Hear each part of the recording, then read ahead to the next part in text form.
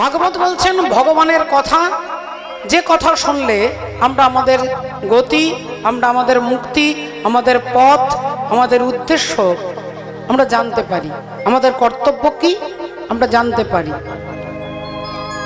বিশ্বে এমন কোনো মানুষ নেই যে শুধু তার মধ্যে গুণ আছে। গুণ আর বদগুণ এই দুটো মাটিকে মিশিয়ে আমাদের দেহ তৈরি হয়। প্রতিটি মানুষের দেহের মধ্যে সুগার আছে, কিন্তু সুগারের মাত্রা যখন প্রয়োজনের অতিরিক্ত বেড়ে যায় তখন তাকে সুগার রোগী বলা হয়। তাই সুগার ছাড়া আমরা বাঁচতেও পারবো না, কিন্তু যখন মাত্রাটা বেড়ে যায় তখন তাকে সুগারের ট্যাবলেট খেতে হয়, ওষুধ খেতে হয়, ডাক্তার দেখাতে হয়। তেমনি গুণ আর বদগুণ, এই গুণের মাটি আর বদগুণের মাটি দিয়েই আমাদের দেহ তৈরি হয়েছে। যখন এই গুণের মাত্রা অতিরিক্ত হয়, বদগুণ কম হয়, গুণ বেশি হয়, তখন তাকে সাধু বলা হয়, ভক্ত বলা হয়, ভদ্র বলা হয়। আর গুণের থেকে যখন বদগুণের মাত্রা বেশি হয় তখন তাকে দুরাচারী বলা হয়, অসুর বলা হয়। এমন কথা নয় যে দুর্যোধনের কোনো গুণ ছিল না। মহাভারতের দিকে তাকিয়ে দেখুন, মহাভারত শুধু দুর্যোধনের বদগুণ বলেননি। মহাভারতে দুর্যোধনের একটা এমন গুণ ছিল যে গুণ পঞ্চপাণ্ডবেরও ছিল না। সেটা কি না, অতিথিদের মেনটেন করা। বাড়িতে অতিথি এলে অতিথিকে কিভাবে, অতিথির সৎকার কিভাবে করতে হবে, দুর্যোধনের মতো যুধিষ্ঠির মহারাজও জানতেন না। এবং অবাক হয়ে যাবেন যে পঞ্চপাণ্ডবের মধ্যে সব থেকে ছোট যে দু ভাই, মাদ্রীর পুত্র নকুল আর সহদেব, এই নকুল আর সহদেবের যিনি মামা, তিনি কুরুক্ষেত্রের যুদ্ধে ভাগ্নেদের দলেই যোগদান করা উচিত ছিল, যুধিষ্ঠির দলে যোগদান করা উচিত ছিল, কিন্তু দুর্যোধনের আতিথেয়তা দেখে মামাকে ভাবতে বাধ্য হলো যে পঞ্চপাণ্ডবের দলে গেলে মনে হয় না খেয়ে মারা যাব, তার থেকে দুর্যোধনের দলে যাওয়াই ভালো। তাহলে দুর্যোধনের এমন রিসেপশন, এমন আতিথেয়তা, অতিথিদের প্রতি তার এমন ব্যবহার যে পঞ্চপাণ্ডবের মামাকেও চিন্তা করতে হচ্ছে যে ভাগ্নের দলে যাব না ভাগ্নের যে শত্রু দুর্যোধনের দলে যাব। তাহলে মহাভারত যেমন দুর্যোধনের বদগুণের কথা বলছেন, মহাভারত তেমন তার সুগুণের কথাও বলছেন। তাই এমনটা নয় যে দুর্যোধনের খারাপ মানে সবই খারাপ আর যুধিষ্ঠির ভালো মানে সবই ভালো, এমন বলা যাবে না বাবা। যুধিষ্ঠির মহারাজের ভুল সেখানেও বললেন যে যুধিষ্ঠির মহারাজ পাশা খেলবার জন্য রাজি হয়ে গেলেন, যদিও এর পেছনে অনেক চালাকি ছিল। রাধে রাধে, অনেক চালাকি। পাণ্ডু আর ধৃতরাষ্ট্র দুই ভাই। পাণ্ডু হচ্ছে রাজা, কাজ করতে খুব ভালোবাসতেন, সারা জীবন কাজের মধ্যেই নিজেকে নিয়োগ করে রেখেছে। বিয়ে হলো কুন্তী দেবীর সঙ্গে এবং মাদ্রীর সঙ্গে, কিন্তু বিয়ে হলে কি হবে, সংসারের দিকে ফিরে তাকায় না, সারাক্ষণ রাজ্যের দিকে, প্রজাদের জন্য কি করতে হবে, রাজ্যের জন্য কি করতে হবে, এই করতে করতে 8টা বছর পেরিয়ে গেল। তার মনে হলো যে আমার যে দুজন স্ত্রী আছে তাদের প্রতি আমার একটা কর্তব্য আছে। ভাবলেন তাহলে কিছুদিনের জন্য ছুটি নিয়ে আমরা একটু বেড়াতে যাব আর কি। এই অন্ধ রাজা ধৃতরাষ্ট্রকে বললেন, দাদা আমি 2 মাসের জন্য এই রাজ্যে থাকবো না, আমি একটু বেড়াতে যাব আমার স্ত্রীদেরকে নিয়ে। এক কাজ করো, তুমি সিংহাসনে বসবে, আমার লোকজন তোমাকে সাহায্য করে দেবে। এটা হচ্ছে মূল ঘটনা, মহাভারতের মূল ঘটনা। ধৃতরাষ্ট্রকে 2 মাসের জন্য সিংহাসনে বসিয়ে পাণ্ডু চলে গেলেন কুন্তী আর মাদ্রীকে নিয়ে বেড়াতে, ভ্রমণ করতে। ওখানে এত সুন্দর রাজা, তো বিভিন্ন দিক সুন্দর করে সাজিয়েছে, সুন্দর তাবু, তিরপল খাটিয়ে তাবু তৈরি করেছে, সুন্দর বাগান তৈরি করেছে। এই 2 মাস বলে তার 2 বছর হয়ে গেল, তিনি ফিরে আসছেন না। খবর দিয়ে দিলেন যে আমি এখন যাব না, আমি কিছুদিন আবার এখানে থাকবো। এই যে ধৃতরাষ্ট্র সিংহাসনে বসলেন, রাধে রাধে। এর মধ্যেই ঘটনাচক্রে এখানে কি হলো, পাণ্ডু অভিশাপগ্রস্ত হয়ে গেলেন। হরিণ আর হরিণীকে সম্ভোগ অবস্থায় দেখে তিনি তীরবিদ্ধ করলেন। আর ওই হরিণী যখন মারা যাচ্ছে তখন বলছেন যে এই রকম তুমি যেদিন কামনার দ্বারা তোমার স্ত্রীকে স্পর্শ করবে সেই দিনই তোমার মৃত্যু হবে। আর পাণ্ডু সে কথা হঠাৎ এমন সময় তিনি ভুলে গেলেন, তার স্ত্রীর কাঁধের ওপরে কাম মনোভাব নিয়ে যেই স্পর্শ করলেন পাণ্ডু মারা গেলেন। ধৃতরাষ্ট্র ভাবলেন তাহলে এই সিংহাসনটা আমি পেয়ে গেলাম। এবার ধৃতরাষ্ট্র বসে গেলেন রাজা হয়ে। ধৃতরাষ্ট্রের ছেলে দুর্যোধন, এবার ওই দুর্যোধন কি করলো, পঞ্চ পাণ্ডবকে একটু একটু করে নিজের থেকে, নিজের জায়গা থেকে সরানোর চেষ্টা করলেন। তাদেরকে এমন একটা জমি দিলেন যে জমিতে কখনো একটা গাছপালা, একটা ঘাস পর্যন্ত হয় না, এমন একটা খণ্ডার জমি দিলেন। আর পঞ্চ পাণ্ডব তার পারিশ্রমের দ্বারা, সততার দ্বারা সেইখানে একটা বিরাট বাড়ি করলেন, যার নাম হলো ইন্দ্রপ্রস্থ। তাহলে এই যে জমিটা সুন্দর করে তৈরি করলেন, দুর্যোধন ভাবলেন ওই জায়গাটাও আমি নেব। এর জন্য অন্ধ বাবা ধৃতরাষ্ট্রকে বললেন, বাবা ওই পঞ্চ পাণ্ডবকে রাজি করাতে হবে, রাজি করাতে হবে যাতে পাশা খেলাতে সে একদিনের জন্য খেলে। আর এইখানেই হয়ে গেল সমস্যা। ওই চলে এলেন যুধিষ্ঠির জেঠুর সঙ্গে দেখা করতে, আর জেঠু অমনি অনুরোধ করলেন, বাবা তুই একটা দিনের জন্য একটু এদের সঙ্গে পাশা খেল। বাবা মরবার সময় বলে গিয়েছে তোর জেঠু যা বলবে তুই তাই শুনবি, জেঠুর কথার অবাধ্য হবি না। যুধিষ্ঠির মহারাজ ভাবলেন জেঠু যখন বলছে তখন আমাকে তো অবাধ্য হলে চলবে না, কিন্তু এখানটাই তিনি ভুল করলেন। গুরুজন ব্যক্তি যদি অন্যায় সামাজিক অসামাজিক কাজ করতে বাধ্য করেন, সেখানে তাকে প্রতিবাদ করতে হবে। সেখানে তাকে বলা উচিত ছিল যে জুয়া আমি খেলবো না, পাশা আমি খেলবো না। কিন্তু যুধিষ্ঠির মহারাজ জেঠুর সম্মান রক্ষা করতে গিয়ে সেখানে পাশা খেললেন। একে একে সমস্ত চ্যালেঞ্জে লাগাচ্ছেন, ঘর বাড়ি জমি সোনা, নিজের মুকুট, সুন্দর হার, প্রতিটা ভাইকে খেলাতে ব্যবহার করলেন। ভীম, যুধিষ্ঠির, অর্জুন, নকুল, সহদেব, এমনকি দ্রৌপদীকে পর্যন্ত দিলেন। আর তারপরেই কি হলো না, সরহরি বল রাধে রাধে, সর্বনাশ। তাহলে যুধিষ্ঠির মহারাজের অন্যায়টাকেও শাস্ত্র তুলে ধরছেন। তাহলে ভালো আর মন্দ এই দুটো মিলে মানুষের দেহ তৈরি। আমার মধ্যে সব ভালো থাকতে পারে না, আবার আমার মধ্যে সব খারাপ থাকতে পারে না। চৈতন্য ভগবান বললেন সমস্ত ভালো হবে যদি নিজেকে ভগবত চরণে নিবেদন করতে পারে। হরি বল, হরি বল। আমার ভালো তোমার, আমার মন্দও তোমার। আজি প্রণমি তোমারে চলিব নাথ সংসার কাজে। আমি কিছু যা কিছুই কর্ম করি তোমাকে লক্ষ্য করে করব, তোমাকে লক্ষ্য করে করব, যে কাজের মধ্যে আমার অহংকার আসবে না। অহংকার এটাই হচ্ছে পতনের মূল। আমাদের দুঃখের মূল হচ্ছে আমাদের অহংকার। আর সমস্ত কর্মে যদি ভগবানকে আগে দাঁড় করিয়ে দিই, বলে অহংকার, তখন আর আমার অহংকার থাকবে না। সেই অহংকারটা কি হবে না, সূর্যের আলোর কাছে জোনাকি পোকা, যেমন জোনাকি পোকার দেহে একটা আলো জ্বলে, সেই আলোটা সূর্যের আলোর কাছে ছোট হয়ে যায়। তেমনি আমার অহংকার আছে, কিন্তু এই অহংকারটা যদি বলি আমি কৃষ্ণের দাস, এটাও অহংকার। কিন্তু কৃষ্ণ সূর্যের কাছে এই অহংকারটা ওই জোনাকি পোকার মতো হয়ে যায়। হরি বল, হরি বল। আজি প্রণমি তোমারে চলিব নাথ সংসার কাজে। তুমি আমার নয়নে নয়ন রেখো, আমার নয়নে নয়ন রেখো অন্তর মাঝে। আজি প্রণমি তোমারে চলিব নাথ সংসার কাজে। আজি প্রণমি তোমারে চলিব নাথ সংসার কাজে। গীতাতে একেই বললেন কর্মযোগ। কর্মযোগ, অর্জুন বিষাদ যোগ, ভক্তি যোগ। যোগ কথাটা ব্যবহার করেছেন কেন না, ভগবানের সঙ্গে যেখানে যুক্ত, দুঃখটাও যোগ। গীতার প্রথম অধ্যায় অর্জুন বিষাদ যোগ, অর্জুনের দুঃখটাও যোগ। কেন বলে ওখানে ভগবান যুক্ত আছে। হরি হরি বল। যুদ্ধটাও ধর্মযুদ্ধ, যুদ্ধও ধর্ম। কেন? বলে ওখানে ভগবান যুক্ত আছে। যেখানে ভগবান যুক্ত সেই যুদ্ধটাও ধর্মযুদ্ধে পরিণত হয়েছে। ধর্মক্ষেত্রে কুরুক্ষেত্রে সমাবেতা যুযুৎসব মামকা পাণ্ডবশ্চৈব কিম কুর্বত সঞ্জয়।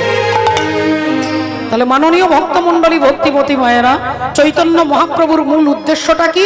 না, উদ্দেশ্যটা হচ্ছে ভগবানকে চিনিয়ে দেওয়া, আমাদের স্বরূপটাকে চিনিয়ে দেওয়া। আমরা কে?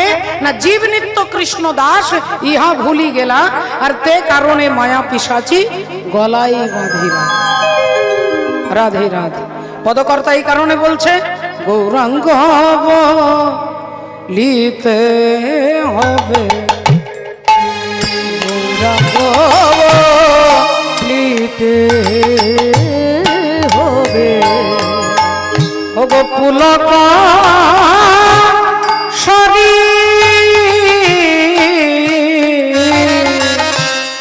গৌরাঙ্গ লিতে হবে পুলক সরি।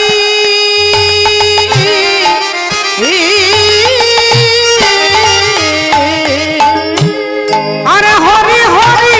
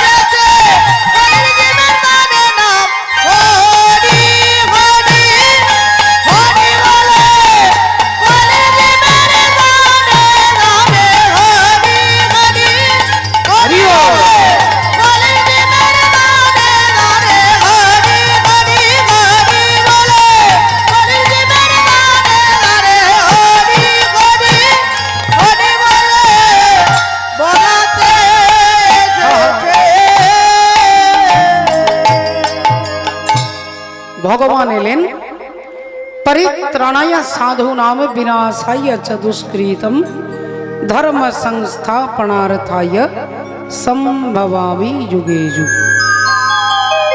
এই তিনটে কারণের জন্য মা ভগবান আসেন। আমি বলছি না, স্বয়ং ভগবান বলছেন গীতাতে, অর্জুনকে বলছেন এই তিনটে কারণের জন্য অর্জুন আমাকে যেতে হয়। যদিও ভগবানের আসার লক্ষ লক্ষ কারণ থাকতে পারে, লক্ষ লক্ষ কারণ, কিন্তু এর মধ্যে তিনটে হচ্ছে প্রধান কারণ: সাধুদের পরিত্রাণ, দুষ্টের দমন এবং ধর্মকে প্রতিষ্ঠা। রাবণকে মারবার ক্ষমতা রামচন্দ্র ছাড়াও আরো অনেকের ছিল। রাবণকে মারবার ক্ষমতা প্রথমেই ছিল বালির। বালি পারতেন, কারণ বালি রাবণকে এই বগলে দেবে 6 মাস রেখেছিলেন। বালির এত ক্ষমতা, তাহলে সেই বালির ক্ষমতা ছিল রাবণকে মারবার। আরেক ক্ষমতা ছিল কার? না হনুমান, যিনি অতুলিত বলধামা অঞ্জনী পুত্র পবন সুত নামা। হনুমানের ক্ষমতা ছিল রাবণকে মারবার। 3 হচ্ছে লক্ষণের, চতুর্থ হচ্ছে রামচন্দ্রের মাতা যার নাম হলো কৈকেয়ী, তারও ক্ষমতা ছিল। একজন মহিলা হয়ে এতটাই পারদর্শিনী তিনি যে তিনিও পারতেন রাবণকে মারতে, কিন্তু প্রধান কারণ রাবণকে মারবার জন্য রামচন্দ্র আসেননি। রামচন্দ্রের হাতে তিনি মারা যাবেন এটা তার ইচ্ছে ছিল এবং ভগবত কৃপা ছিল বলে রামচন্দ্রই তাকে মারলেন। তাহলে শুধু রাবণকে মারবার জন্য রাম আসেননি, কারণ রাম বাদ দিয়ে এদের যদি ক্ষমতা ছিল তাহলে এরাও রাবণকে মারতে পারতেন, কিন্তু শুধুমাত্র ভক্তকে কৃপা করবার জন্য ভগবানের আসার কারণ। হরি হরি বল। বিশ্বামিত্র নিয়ে যাচ্ছেন তারকাকে বধ করবার জন্য। 2 ভাইকে চেয়েছে দশরথের কাছে, আপনার 4 ছেলের মধ্যে আমি 2 জনকে নিয়ে যাব, রাম আর লক্ষণ। আর এই কথা শোনার সঙ্গে সঙ্গে রাজা দশরথ মাথা ঘুরে সিংহাসনে ধপাস করে বসে পড়লেন। বিশ্বামিত্র মুনিকে বলছেন, আপনি আমার কাছে আর যা চাইবেন আমি আপনাকে তাই দেব, কিন্তু দয়া করে আমার রামকে আপনি নিয়ে যাবেন না। বিশ্বামিত্র মুনি বললেন, তারকাকে বধ করতে তোমার ছেলে রাম ছাড়া রাধে রাধে আর কাউকে নিয়ে যাওয়া সম্ভব নয়। আর দশরথ বলছেন, আপনি নিয়ে যান, ভরতকে নিয়ে যান, শত্রুঘ্নকে নিয়ে যান, কিন্তু আমার রামকে বাদ দিয়ে দিন। এক কাজ করুন, তারকাকে বধ করার জন্য রামকে যেতে হবে, রামের বাবা যাবে, দশরথ যাবে, আমাকে নিয়ে চলুন। বিশ্বামিত্র মুনি বললেন, তারকাকে শুধু বধ করাই উদ্দেশ্যটা নয়, আপনি তাকে মারতে পারবেন কিন্তু আপনি তাকে তাড়তে পারবেন না, তাড়ন করতে পারবেন না। আপনি তাকে খুন করতে পারবেন, বধ করতে পারবেন, কিন্তু আপনি তাকে উদ্ধার করতে পারবেন না। উদ্ধার করতে একমাত্র পরমাত্মা পরব্রহ্ম আপনার ছেলে রাম পারবে। হরি হরি বল। তাহলে বধ করাটাই মুখ্য কথা নয়, মূল উদ্দেশ্য হচ্ছে তাকে উদ্ধার করা। আর এই উদ্ধার করতে শুধু দুষ্টের দমন করতে, ভক্তকে রক্ষা করতে এবং ধর্মকে প্রতিষ্ঠা করতে ভগবান যুগে যুগে আসেন। সচিরানন্দ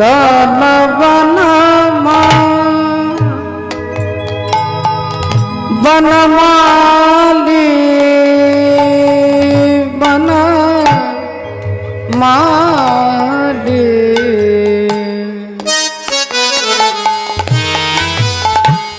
সচিরানন্দ মালি বনমালি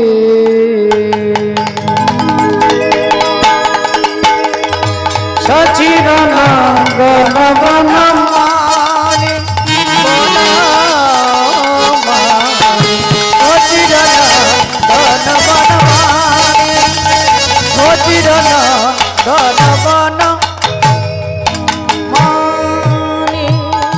কি বলছেন? সচিরানন্দন বনমালী সচিরানন্দন বনমালী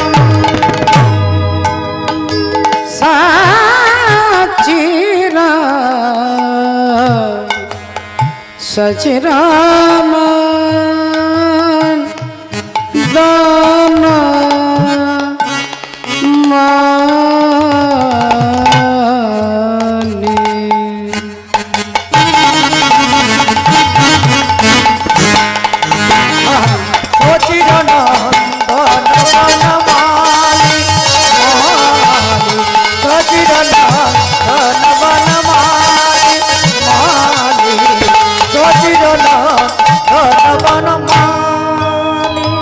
তিন ভুবনে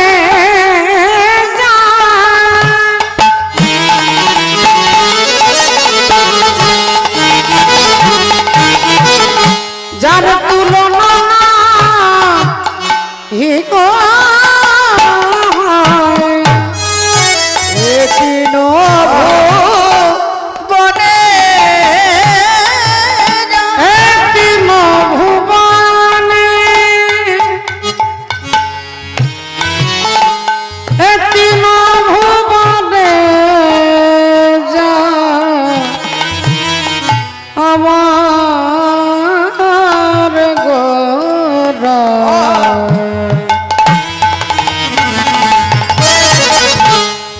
তিল ভুবনে যার তুলনা না হিক হয় গোড়ায় আমার পগরানো পুতুলি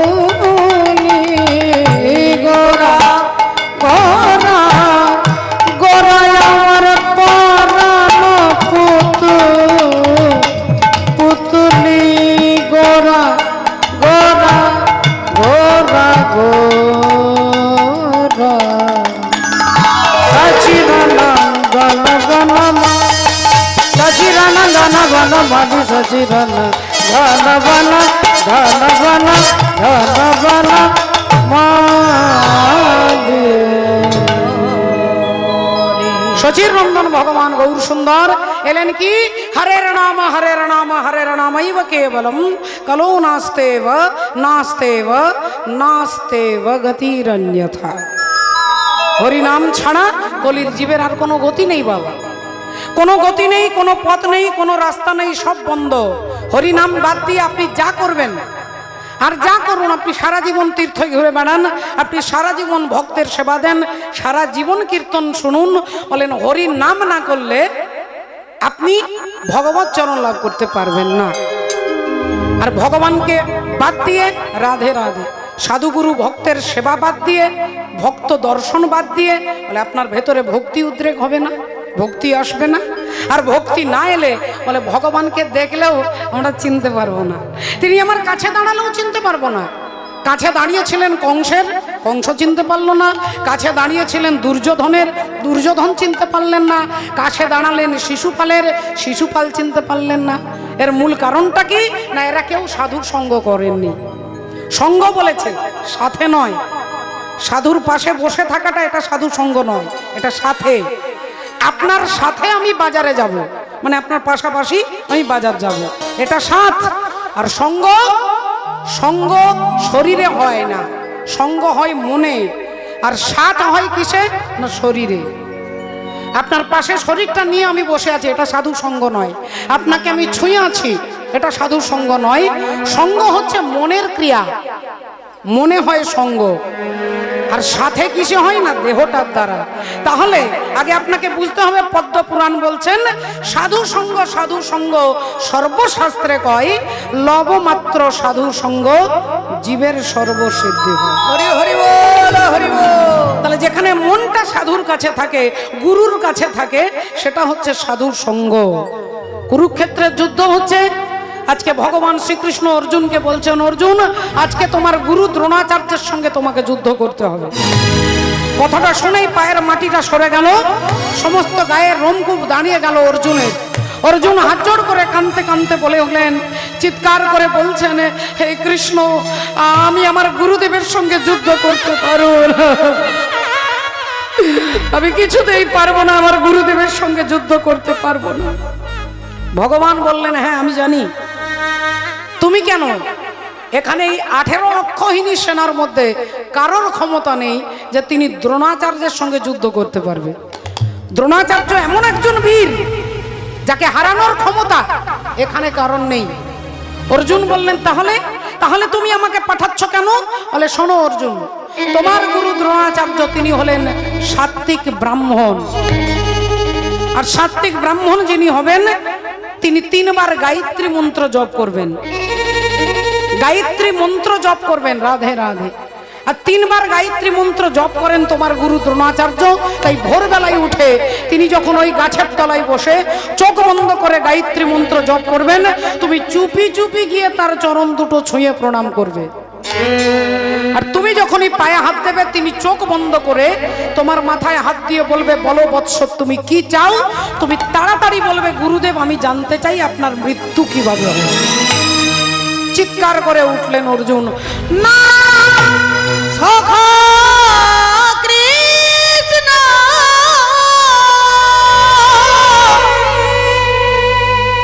এমন কথা আমি বলতে পারবো না। না, আমার পক্ষে সম্ভব নয়। আমি আমার গুরুজিকে কখনোই জিজ্ঞাসা করতে পারবো না। আমি বলতে পারবো না যে আপনার মৃত্যু কিভাবে হবে। বলে, প্রশ্ন তোমাকে করতেই হবে। প্রশ্ন তোমাকে করতে হবে। দেখুন ভগবান কি রকম দেশ প্রেমের কথা বলছেন। আজকে তুমি তোমার আসনটাকে বাঁচানোর জন্য কথা বলবে না, তুমি তোমার ভালো খাওয়ার জন্য তুমি বলবে না, তুমি তোমার স্বাচ্ছন্দ্যের জন্য গুরুর সঙ্গে যুদ্ধ করবে না। যুদ্ধ করতে গেলে এই দেশটাকে লক্ষ্য করে যুদ্ধ করতে হবে।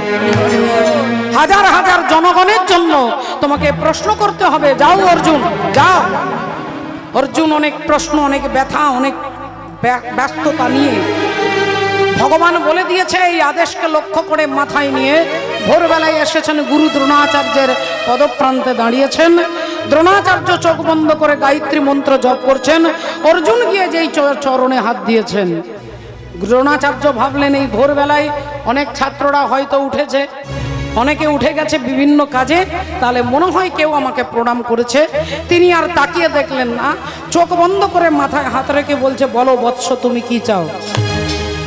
আর যেই বলেছে তুমি কি চাও, অমনি অর্জুন তাড়াতাড়ি বলছেন, গুরুদেব আমি জানতে চাই আপনার মৃত্যু কিভাবে হবে। আর এই প্রশ্ন যখনই করেছেন দ্রোণাচার্য চোখ বন্ধ করে থাকতে পারলেন না, সঙ্গে সঙ্গে চিৎকার করে উঠেছে, কে? যেই তাকিয়ে দেখলেন অর্জুন, অমনি খিলখিল করে হেসে উঠলেন। হেসে উঠলেন দ্রোণাচার্য, হাসছেন। তবে অর্জুনকে দেখে নয় বাবা ঠাকুর ভক্তিমতী মায়েরা। অর্জুন যেখানে দাঁড়িয়ে আছে তার পেছনে একটা বড় গাছ আছে, আর গাছের আড়ালে পরমাত্মা হরি দাঁড়িয়ে আছেন। ভগবানকে দেখা যাচ্ছে না, তবে দ্রোণাচার্য দেখছেন মাঝে মাঝে ভগবানের উত্তরীয়টা বাতাসে নড়ছে। এই উত্তরীয়টা দেখে দ্রোণাচার্য বুঝতে পেরে গেলেন যে যে পক্ষে কৃষ্ণ রয় সেই পক্ষ কি কখনো পরাজিত হয়? আজ পর্যন্ত নজির নেই যেখানে ভগবান আছে সে যুদ্ধে ভক্তরা হেরে গেছে, এ নজির নেই। তাহলে যে পক্ষে কৃষ্ণ রয় সেই পক্ষ কি কখনো পরাজিত হয়? বাবা অর্জুন, তুমি জানতে চাইছো আমার মৃত্যু কিভাবে হবে? শুনে নাও, যা কেউ জানে না তোমাকে বলছি। যেদিন আমি আমার ছেলের অশ্বত্থামার মৃত্যু সংবাদ শুনবো, আমার হাত থেকে ধনুর্বাণ মাটিতে খসে পড়বে। এটা তোমার জেনে রাখা দরকার। আমার হাতে যতক্ষণ ধনুর্বাণ থাকবে, পৃথিবীর কোনো বীর, কোনো শক্তিশালী পুরুষ আমাকে মারতে পারবে না। মারতে তখনই পারবে যখন আমার হাত থেকে ধনুর্বাণ খসে পড়বে। সমস্ত ইতিহাস বলে দিলেন। অর্জুন এসে ভগবানকে বলে দিলেন। কিছুক্ষণ পরে সূর্য উদয় হলো, কুরুক্ষেত্রে যুদ্ধ ঘোষণা হয়ে গেল, যুদ্ধ শুরু হয়ে গেল। দ্রোণাচার্য আজকে অর্জুনকে বারবার বাণ দ্বারা বিধ্বস্ত করছে। দৃষ্টমং সজনং কৃষ্ণ যুজুৎসং সমুপস্থিতম সিদন্তি মম গাত্রাণি মুখং চ পরিশুষ্বতি বেপতুষ্ট শরীরো মে রোমহর্ষশ্চ জায়তে গান্ডিব সংস্রতে হস্তাৎ তচ্চৈব পরিদজ্যতে ন চ সকনা বস্তু ভ্রমতীব চ মে মনো নিমিত্তানি পশ্য রূপানি হস্তা সজনং মাহিবে ন কঙ্কে বিজয়ং কৃষ্ণ ন রাজ্যং সুখানি চ কিং নো রাজ্যেন কিং গোবিন্দ ভোগর জীবিতেন বা। হরি হরি বল। অর্জুন থরথর করে কাঁপছেন, গুরুদেবের সঙ্গে যুদ্ধ হচ্ছে, আর গুরুদেব বারবার বাণ দ্বারা বিধ্বস্ত করছেন। অর্জুন ভয় পেয়ে গেছে, ঘেমে গেছে, তত্তর করে ঘেমে যাচ্ছে, থরথর করে কাঁপছেন। ভগবান বুঝতে পারছেন ভক্তের করুণ পরিস্থিতি। আর তখনই ভগবান দেখতে পেলেন মালব্য রাজা ইন্দ্রবর্মা।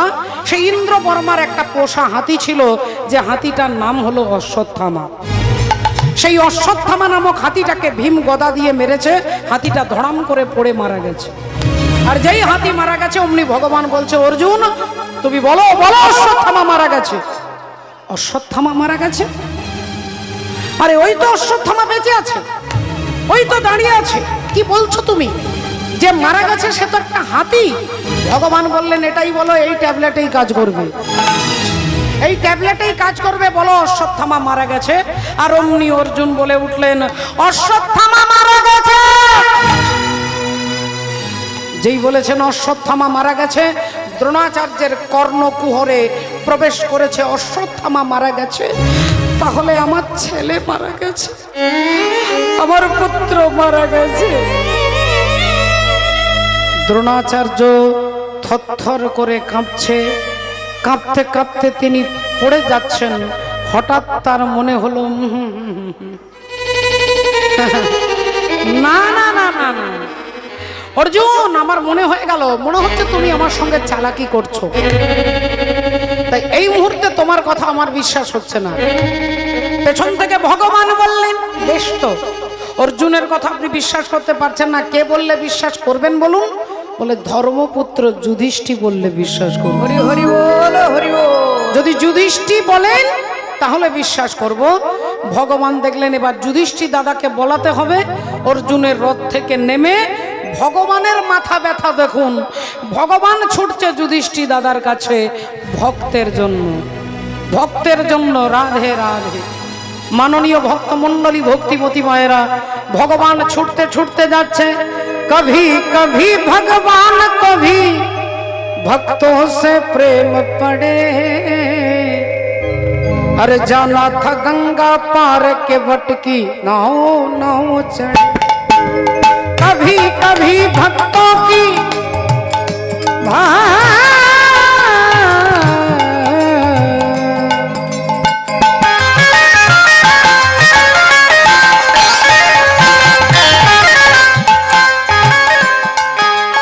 कभी कभी भगवान को भी भक्तों से काम पड़े, जाना था गंगा पार प्रभु के वट की नाव चढ़े।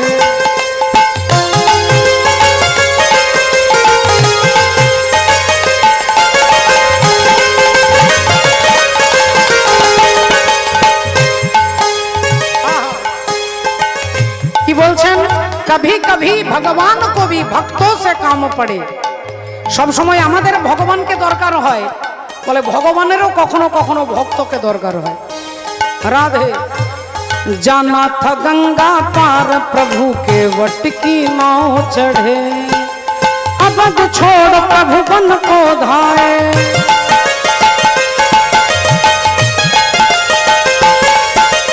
अवध छोड़ प्रभु बन को धाए, राम लखन लंका को जाए। अरे हाथ जोड़ के प्रभु के आगे के मत होए खड़े, जाना था गंगा पार प्रभु के वट की नाव चढ़े। कभी कभी भगवान कभी भगवान,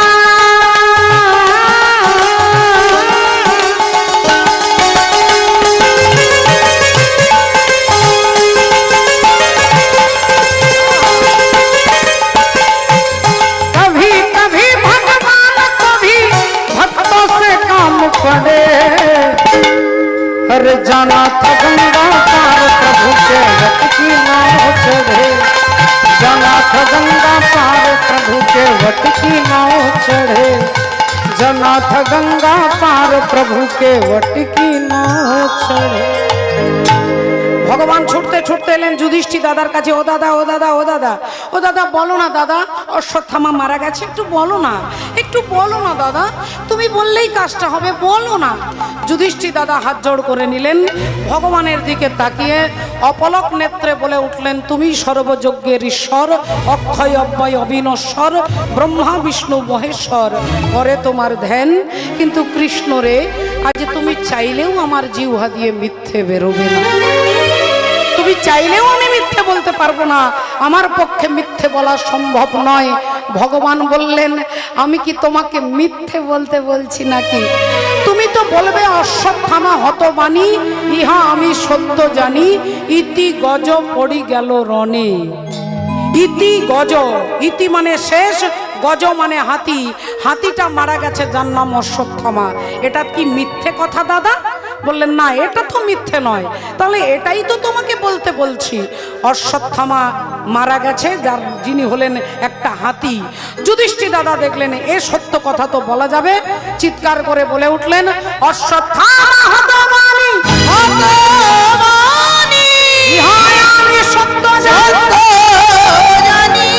আর যেই একটা লাইন বলেছেন ধর্মপুত্র যুধিষ্ঠির, অম্বি দ্রোণাচার্যের হাত থেকে ধনুর্বাণ খসে পড়েছে। দ্রোণাচার্য ভাবছেন যখন যুধিষ্ঠির বলছে তখন এটা মিথ্যে কথা নয়, আমার ছেলে, আমার অশ্বত্থামা মারা। হা পুত্র বলতে বলতে অশ্বত্থামার বিরহে দ্রোণাচার্য পড়ে যাচ্ছেন।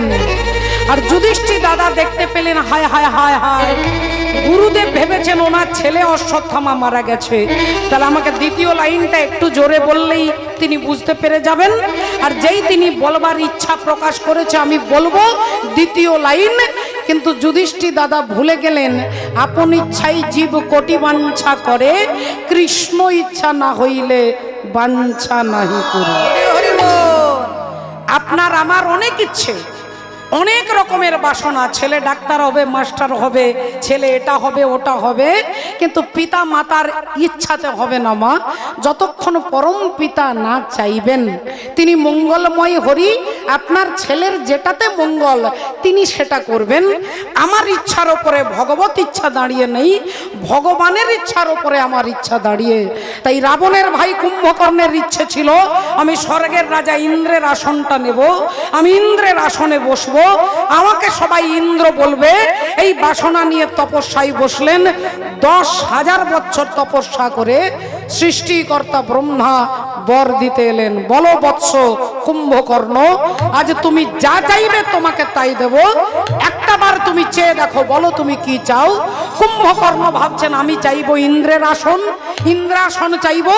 তাই যখনই ব্রহ্মা বলছেন বলো কি চাও, কুম্ভকর্ণ নিজের ইচ্ছাটা বলতে যাবে, তার আগেই ভগবান মার সরস্বতীকে বলছেন যাও ওর জিউ হাতে বসে যাও। আর যেই কুম্ভকর্ণের জিউ হাতে বসে গেলেন, অমনি কুম্ভকর্ণের জিহ্বা দিয়ে বেরিয়ে গেল কি চাও, বলে আমি নিদ্রাসন চাই। ইন্দ্রাসনটা বলতে পারলেন না, নিদ্রাসন বেরিয়ে গেল। আর ব্রহ্মা তাড়াতাড়ি বলে দিলেন তথাস্তু। তাহলে তার ইচ্ছেতে হবে না, তার তপস্যার জোরেও হবে না, ভগবত করুণা না থাকলে। তাই কুম্ভকর্ণের জিহ্বা দিয়ে নিদ্রাসন বেরিয়ে গেল। যুধিষ্ঠির দাদা ভাবছে আমি জোরে বলবো দ্বিতীয় লাইনটা, আর যেই তিনি জোরে বলতে যাবেন তার আগেই ভগবান পাঞ্চজন্য শঙ্খটাকে জোরে বাজিয়ে দিলেন, জোরে বাজিয়ে দিলেন। ভক্তমণ্ডলী ভক্তিবতী মায়েরা, যেই জোরে বাজিয়ে দিলেন দ্রোণাচার্য শুনতেই পেলেন না, আর তার হাত থেকে ধনুর্বাণ খসে পড়ল। তিনি যেই পড়ে গেল, ধৃষ্টদ্যুম্ন এসে দ্রোণাচার্যকে বধ করলেন। দ্রোণাচার্য বিনাশ হয়ে গেলেন। এই মূল ঘটনা থেকে সামাজিক শিক্ষা কি দিচ্ছেন না, সামাজিক শিক্ষা দ্রোণাচার্যের কোনো বদগুণ ছিল না, একটা বদগুণের জন্য শেষ হয়ে গেল বাবা, একটাই মাত্র বদগুণ। তিনি চরিত্রবান, তিনি ধর্মনিষ্ঠ, তিনি ভদ্র, তিনি শিক্ষিত, তিনি নির্লোভী, তিনি চরিত্রবান, তিনি নির্মল, তিনি সত্যবাদী। এতগুলো কোয়ালিটি আছে, শুধু একটাই বদগুণ, আর সেই বদগুণটা হচ্ছে অসৎসঙ্গ। হরি হরি বল। দুর্যোধনের পক্ষে ছিলেন। এই দুর্যোধনের পক্ষে থাকার জন্য যেমন কুরুক্ষেত্রে তার বিনাশ হয়ে গেল, ভগবান এটাই বোঝাচ্ছেন সমাজকে যে তুমি হতে পারো কীর্তনিয়া, মাস্টার, নেতা, মন্ত্রী, তুমি যেই হও না কেন, এই সংসার কুরুক্ষেত্রে তুমি যদি অসৎসঙ্গ করো তাহলে তোমারও বিনাশ অবশ্যম্ভাবী হবে, তোমারও বিনাশ অবশ্যম্ভাবী হবে। আমি যার নুপুরের ছন্দ, বেনুকার সুর, কে সেই সুন্দর, কে কে সেই সুন্দর, কে আমি যার নুপুরের ছন্দ, বেনুকার সুর, কে সেই সুন্দর, কে কে সেই সুন্দর, কে। এইদিকে অনেক জায়গা আছে মা, একটু একটু করে রাধে রাধে মায়েরা একটু একটু জায়গা করে দিন। ওনারা দাঁড়িয়ে আছেন, একটু দয়া করে নিজেদের মধ্যে অ্যাডজাস্ট করে নিন। রাধে রাধে। আমি যার নুপুরের ছন্দ, বেনুকার সুর, কে সেই সুন্দর, কে কে সেই সুন্দর, কে আমি যার বিলাস যমুনা, আমি যার বিলাস যমুনা, কোনো কেউ কে সে সুন্দর কে কে সেই সুন্দর কে যাহার গানের আমি বনমালা আমি যার কথার কুসুম ডানা যাহার গানে আমি বনমালা আমি যার কথার কুসুম ডালা না দেখা শুধু কে সেই সুন্দর কে কে সেই সুন্দর কে আমি যার নুপুরের ছন্দ বেনুকার সুর কে সেই সুন্দর কে কে সেই সুন্দর কে তাই ভক্তমণ্ডলী ভক্তিমতী মায়েরা পদকর্তা এই কারণে কলম দিচ্ছেন বিষয় ছাড়িয়া কবে শুদ্ধ হবে মন আজ বিষয় ছাড়িয়া কবে শুদ্ধ হবে মন বিষয় ছাড়িয়া কবে শুদ্ধ হবে মন বিষয় ছাড়িয়া কবে শুদ্ধ হবে মন কবে হবে হেরব সেই মধুর বৃন্দাবন কবে হবে হেরব সেই মধুর বৃন্দাবন কবে হবে হেরব সেই মধুর বৃন্দাবন অগরূপ রঘুনাথ পদে হইবে আকুতি রূপ রঘুনাথ পদে হইবে আকুতি আরে কবে হবে বুঝব সেই যুগল প্রীতি কবে হবে